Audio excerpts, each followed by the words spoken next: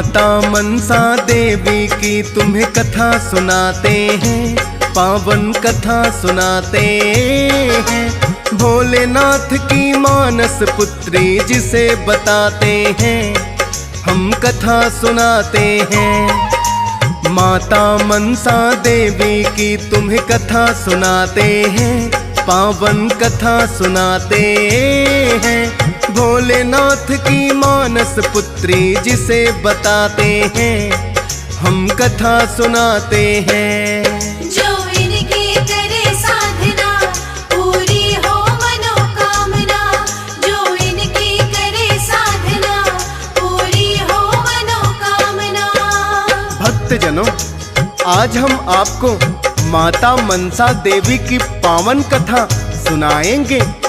प्रिय भक्तों, सबसे पहले हम माता मनसा देवी के प्राकट्य के विषय में बताएंगे कि माता मनसा का अवतार किस प्रकार हुआ था। तो आइए भक्तों, सुनते हैं माता मनसा देवी की पावन कथा।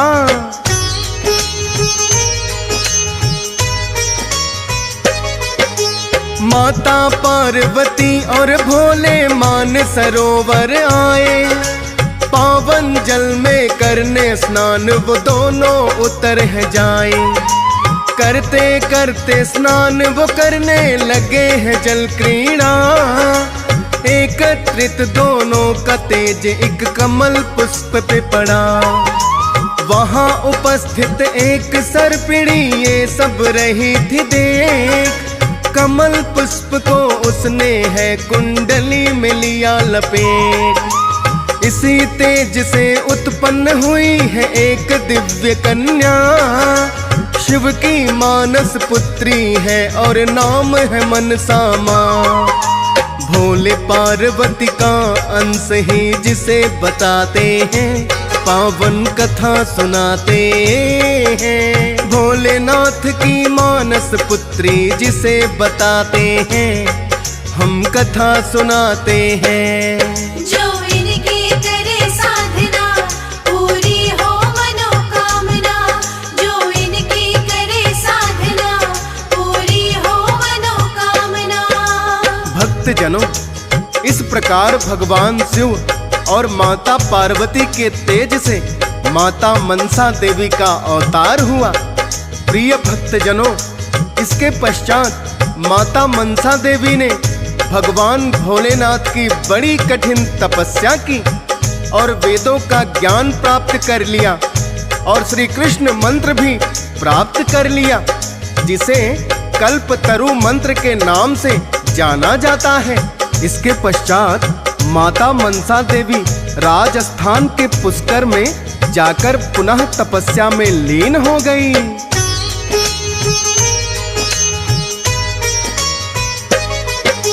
मंत्र कल्प तरु भोलेनाथ से इन्होंने पाया, फिर तो इन्होंने श्री कृष्णा का ध्यान है लगाया। युगों युगों तक श्री कृष्णा की कठिन तपस्या की है, ना कुछ खाया ना कुछ पिया, भूखी और प्यासी है। कल्पतरु के मंत्र को माता जपती जाती है, अपने इष्ट देव के ये तो दर्शन चाहती हैं। श्री कृष्णा फिर इनके तप से प्रसन्न बड़े हो जाए, करे पुकार जो सच्चे मन से क्यों ना भगवन आए। मनसा माँ को दर्शन देने स्वयं वो आते हैं, पावन कथा सुनाते हैं। भोलेनाथ की मानस पुत्री जिसे बताते हैं, हम कथा सुनाते हैं। जो इनकी करे साधना पूरी हो मनोकामना, जो इनकी करे साधना पूरी हो मनोकामना। भक्तजनों, कहते हैं भोलेनाथ की तपस्या के बाद माता मनसा देवी ने कल्पतरु मंत्र प्राप्त करके श्री कृष्ण की घोर तपस्या की। हजारों वर्षों तक भूखी प्यासी रहकर जीर्ण शीर्ण हालत में ये भगवान कृष्ण की तपस्या करती रहीं। अंत में भगवान कृष्ण उनकी तपस्या से प्रसन्न हो गए और इनको दर्शन देने स्वयं ही आ गए, क्योंकि इन्होंने भूखे रहकर श्री कृष्ण की तपस्या की थी। इसलिए इनके वस्त्र और काया जीर्ण शीर्ण हो गई। भगवान श्री कृष्ण से इन्होंने सभी इच्छित वर पाए और इनकी जीर्ण शीर्ण अवस्था को देखकर जरत्कारु नाम दे दिया।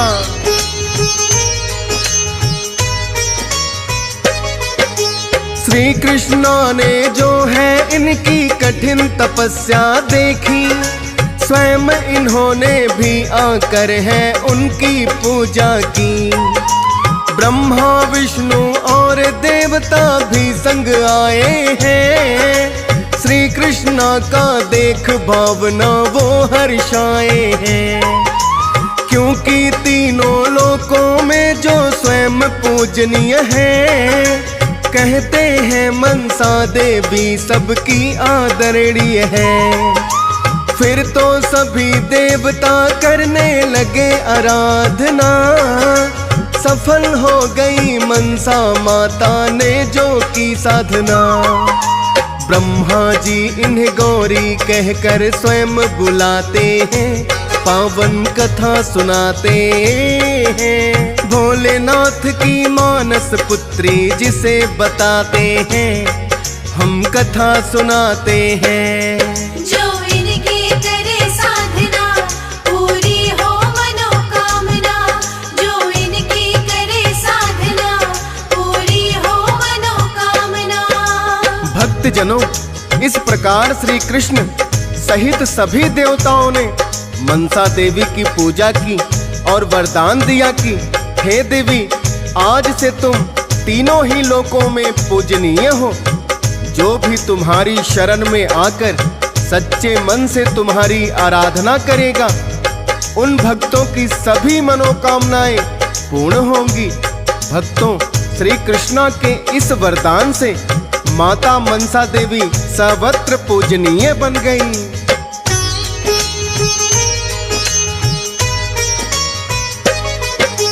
एक बार मां मनसा देवी आई जब कैलाश, नाग वासुकी भी बैठे तब स्वयं शिव के पास। महादेव से विनती करते हैं तब नाग वासुकी, कोई बहन नहीं है भोले हम सब नागों की। विनती है ये इस कन्या को नागलोक भेजे, ताकि नाग वंश सारा ही इनको बहन कहे। भोलेनाथ ने मान लिया है वासुकी का कहना, बोले वासुकी आज है तुम हो गई हो मेरी बहना।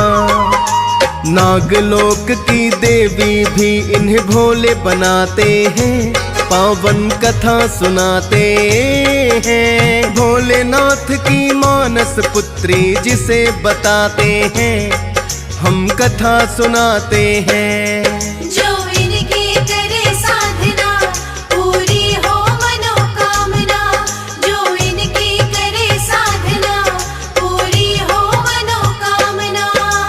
भक्तजनों, इसके पश्चात माता मनसा देवी का विवाह ऋषि जरत्कारु नामक ऋषि से हुआ। ऋषि जरत्कारु एक महान तपस्वी थे। उन्होंने ब्रह्मा जी की कठिन तपस्या करके वरदान प्राप्त किया था कि जिस प्रकार मैं इस पृथ्वी पर अकेला हूँ, सदैव अकेला ही रहूं, और यदि मेरा विवाह भी हो तो मेरे नाम के समान ही जिस कन्या का नाम हो उसके साथ ही मैं विवाह करूं, किंतु मुझे उसका हाथ मांगना ना पड़े, बल्कि कोई इसे मेरी झोली में डाल दे। तो ब्रह्मा जी ने उन्हें तथास्तु कहकर वरदान दे दिया।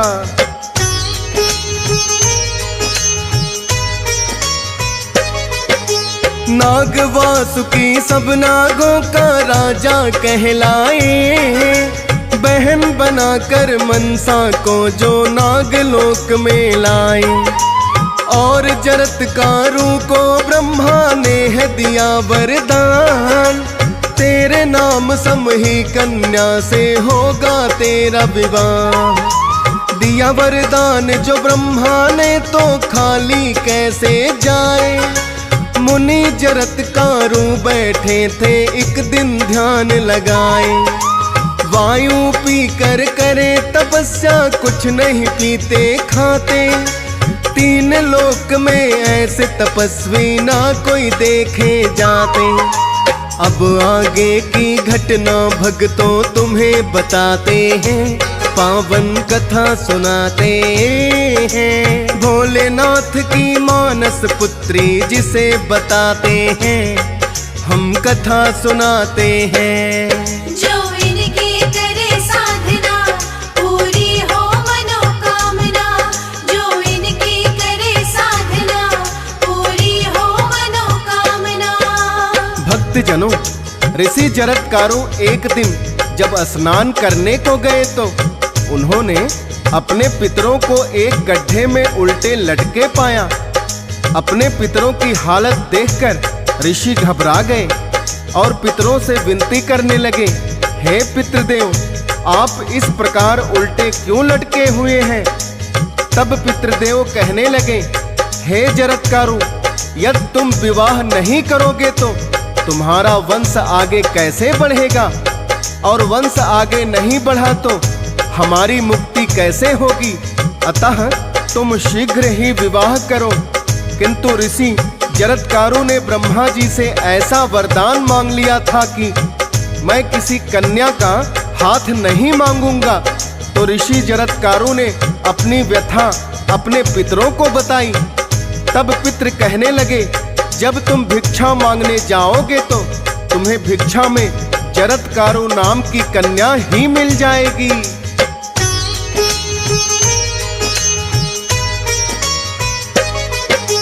करने तपस्या एक वन में जरत्कारु आते। नाग वासुकी के कुछ सैनिक उन्हें है मिल जाते। आकर नाग वासुकी को फिर उन्होंने है बतलाया। जरत्कारु नाम का एक ऋषि करने तपस्या आया। तेज देख कर लगता कोई महान तपस्वी है। अपनी बहन मनसा के लिए वर लगता उचित है। अपनी बहन को लेकर के फिर वासुकी आए हैं। ऋषि जरत्कारु बैठे जहाँ ध्यान लगाए हैं। बोले, हाथ हम अपनी बहन का देना चाहते हैं, पावन कथा सुनाते हैं। भोलेनाथ की मानस पुत्री जिसे बताते हैं, हम कथा सुनाते हैं। जो इनकी करे साधना पूरी हो मनोकामना। जो इनकी करे साधना पूरी हो मनोकामना। भक्तजनों, इस प्रकार नाग वासुकी अपनी बहन मनसा, जिसे श्री कृष्ण ने जरत्कारु नाम दिया था, उसे लेकर ऋषि जरत्कारु के पास आए और कहने लगे, हे ऋषिवर, आप मेरी बहन को अर्धांगिनी रूप में अपनाएं। ब्रह्मा जी के वर के अनुसार उन्हें जरत्कारु नाम की कन्या ही मिल गई। किंतु ऋषि जरत्कारु ने शर्त रखी कि यदि तुम्हारी बहन किसी दिन मेरी आज्ञा पालन नहीं करेगी तो मैं इसका त्याग कर दूंगा। वासुकी को अपनी बहन पर पूरा विश्वास था। उन्होंने ऋषि जरत्कारु की शर्त मान ली। फलस्वरूप दोनों का विवाह हो गया।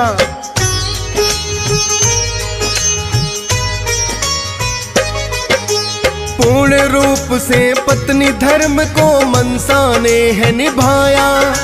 पूजा पाठ में सुबह है उनका हाथ है बंटवाया। होनी होकर रहती है पर कोई टाल न पाए। एक दिन ऐसे धर्म संकट में मनसा फंस जाए। संध्या के समय उनके पति जब कर रहे विश्राम, निद्रा आ गई है उसको और ढलने लगी है शाम।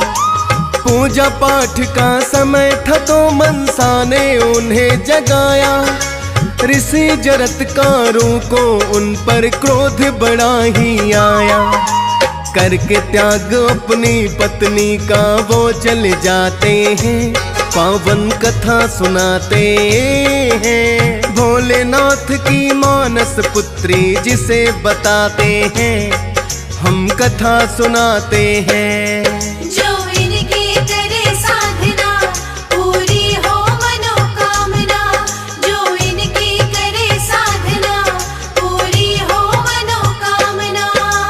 भक्तजनों, ऋषि जरत्कारों ने जब अपनी पत्नी का त्याग किया तो मनसा माता ने ब्रह्मा विष्णु महेश और श्री कृष्ण जी को याद करते हुए कहा, हे ईश्वर, मुझसे ऐसी क्या भूल हुई जो मेरे पति ने मेरा त्याग कर दिया। मनसा माता की पुकार सुनकर ब्रह्मा विष्णु महेश और श्री कृष्ण मुनि नारद और सभी देवताओं सहित वहां पधारे और ऋषि जरत्कारों को कहने लगे, हे ईश्वर, तुम्हारी पत्नी के समान कोई तपस्विनी और पतिव्रता नहीं है। तुम बिना पुत्र दे इसका त्याग नहीं कर सकते। ऋषि जरत्कारों ने सभी देवताओं को प्रणाम किया और कहने लगे, हे देवेश, आपकी बात भला मैं कैसे टाल सकता हूँ। इतना कहकर ऋषि जरत्कारों ने एक मंत्र का जाप करते हुए अपनी पत्नी की नाभि को स्पर्श किया और कहने लगे, हे देवी, तुम्हें ऐसा पुत्र प्राप्त होगा जिसकी ख्याति तीनों लोकों में फैलेगी और वो सभी वेदों का ज्ञाता होगा।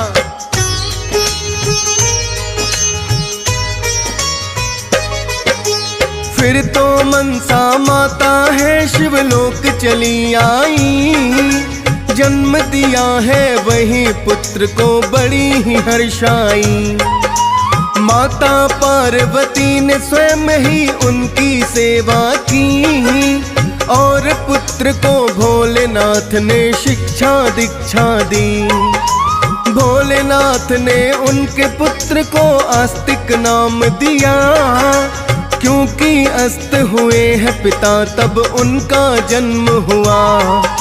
भोलेनाथ ने सारे वेदों का है ज्ञान कराया, महामृत्युंजय मंत्र भी उनको भोले ने जपवाया।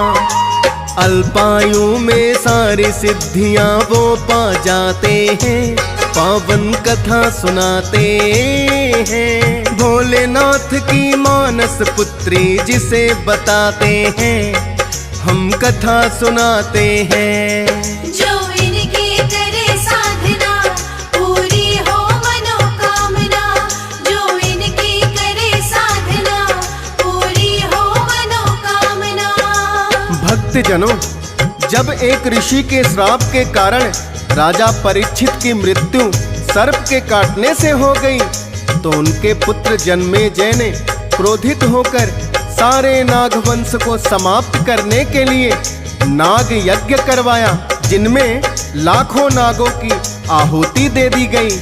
वासुकी जो नागों के राजा थे, वो घबराकर इंद्रदेव की शरण में जाते हैं और कहते हैं, हे इंद्रदेव, राजा परीक्षित के पुत्र जन्मेजय ने सारे नागवंश का विनाश कर दिया, कृपया आप हमारे प्राणों की रक्षा करें। भगवान भोलेनाथ ने मनसा माता को नागलोक की देवी बना दिया, अतः इंद्रदेव वासुकी को लेकर मनसा माता की शरण में आते हैं।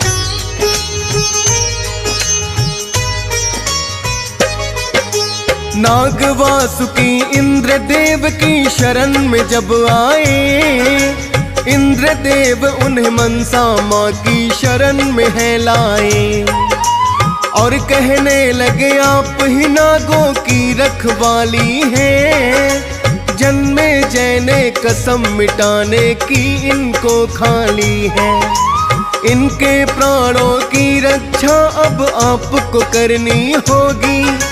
करती आप रखवाली उनकी शरण में आते जो भी। मनसा माँ ने अपने पुत्र आस्तिक को है बुलाया, जन्मेजय को जाकर आस्तिक ने है तो समझाया।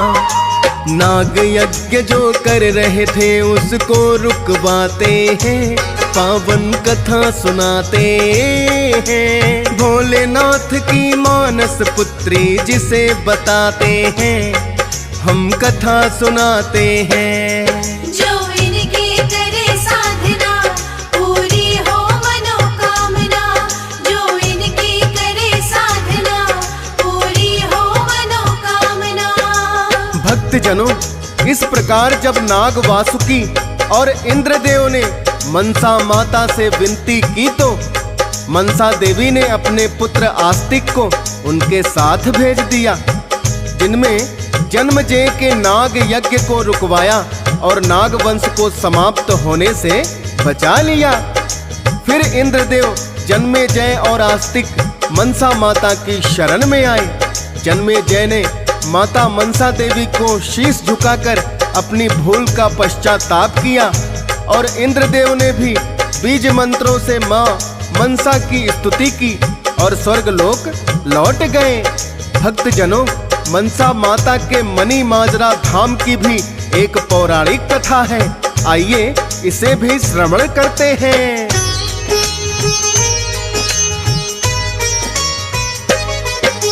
है उस समय की बात ये जब अकबर का राज हुआ, सारे किसानों की खेती पर कर है लगा दिया।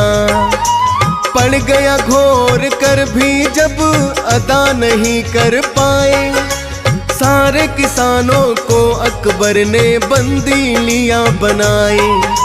मनसा माता के एक भक्त ने फिर तो यज्ञ कराया और कैद से सारे किसानों को भी मुक्त कराया। मनसा माता की शक्ति को सबने मान लिया, करके चंदा इकट्ठा एक है मंदिर बना दिया। मनी माजरा में ही वो मंदिर बनवाते हैं, पावन कथा सुनाते हैं। भोलेनाथ की मानस पुत्री जिसे बताते हैं, हम कथा सुनाते हैं। जो इनकी करे साधना पूरी हो मनोकामना, जो इनकी करे साधना पूरी हो मनोकामना।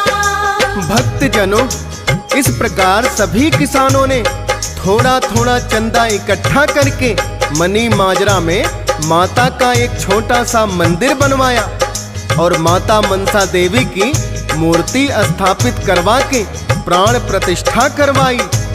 प्रिय भक्तजनों, ये माता मनसा देवी की ही माया थी। कहते हैं यहाँ माता सती का मस्तक गिरा था और ये 52 शक्ति पीठों में से एक है। वैसे तो सदैव माता के मंदिर पर भक्तों का तांता लगा रहता है, किंतु नवरात्रों में और अधिक भीड़ बढ़ जाती है और माता मनसा देवी अपने दरबार पर आने वाले भक्त की मनोकामना पूर्ण करती हैं।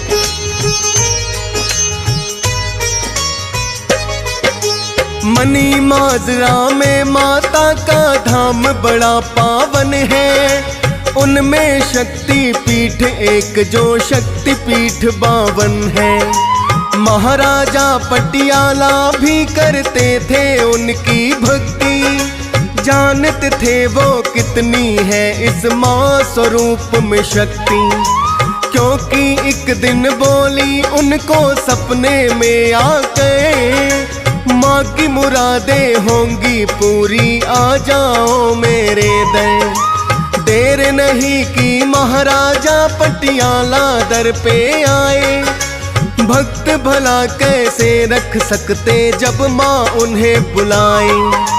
नंगे पाँव माँ के दर दौड़े चले आते हैं, पावन कथा सुनाते हैं। भोलेनाथ की मानस पुत्री जिसे बताते हैं, हम कथा सुनाते हैं। जो इनकी करे साधना पूरी हो मनोकामना, जो इनकी करे साधना पूरी हो मनोकामना। भक्तजनों, माता मनसा देवी का एक प्राचीन मंदिर हरिद्वार शिवालिक की पहाड़ियों में भी है। कहते हैं यहाँ आने वाले हर भक्त की मनोकामना पूर्ण होती है। प्रिय भक्तों, माता मनसा देवी की महिमा का जितना वर्णन किया जाए कम है। स्वयं ब्रह्मा, विष्णु और श्री कृष्ण इनकी पूजा की और सारे संसार में पूजनीय बनाया। इंद्रदेव ने स्वयं इनकी स्तुति की और आदि स्वरूपा कहकर पुकारा। हम इंसानों की तो बात ही क्या, अतः भक्तों माता मनसा देवी की पूजा करके अपने जीवन को सफल बनाइए।